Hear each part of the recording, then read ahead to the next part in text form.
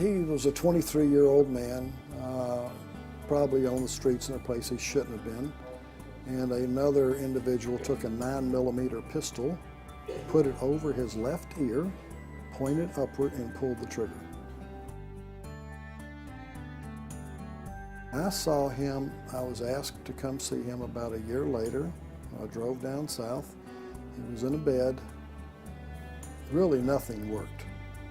He had been in a coma for a month or two. And I said, no, I'm sorry, I can do nothing. I said, but if he ever gets better, let me know. And I had no expectation of ever seeing him again. Well, about a week and a half ago, he shows up at the clinic and he's in a wheelchair, but his intelligence is normal, his speech is normal, and he's got some usage of his arm, of his left arm. But the right arm, when I got him, was curled, locked like this, and his mother complained that she could not wash underneath his arm because she couldn't get it up. It would not come up to wash. She couldn't pull it up to wash. And they asked me if I could help him, and I said, well, we do have a chance. We have a chance to help him. And I realized the most important thing for him, since his left arm worked, was to get the right arm working. And I started the treatment on the shoulder area. I started in the neck where the nerves come out. And then I went to the trapezius. Then I went to the shoulder area and then the elbow. And the first thing that we did was to try to release the muscles using the technique, which we were able to do. Within 2 or 3 days, we had the muscles pretty loose. 2 or 3 days is all it took? To get the muscles loose, yes, where he had movement.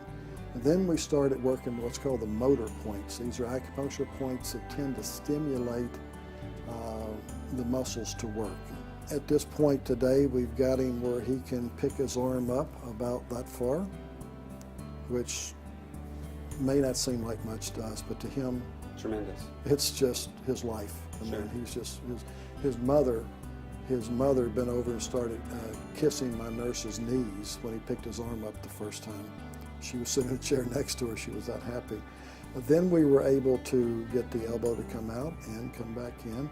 And we just started on the wrist, okay? We haven't had enough time, but we've got the wrist where it's moving a little bit now. And how long did it take to get to that point? It took about 7 days to get to that So point. just about 1 week and you were able to get that much mobility back into his arm? Yeah, we treated him every day for 1 week, but you know, the treatment is about a 2.25 hour treatment. It's a long treatment. It's not painful treatment. In fact, not only is it relaxing, but a lot of people love it. They become very relaxed during the treatment and they actually enjoy the treatment. I've had it myself for my injuries and I enjoy it. So it's not painful, but yes, it's very effective. We have worked with something called ALS. Have you ever heard of that, Lou Gehrig's disease? I've got it on film where I've totally reversed it.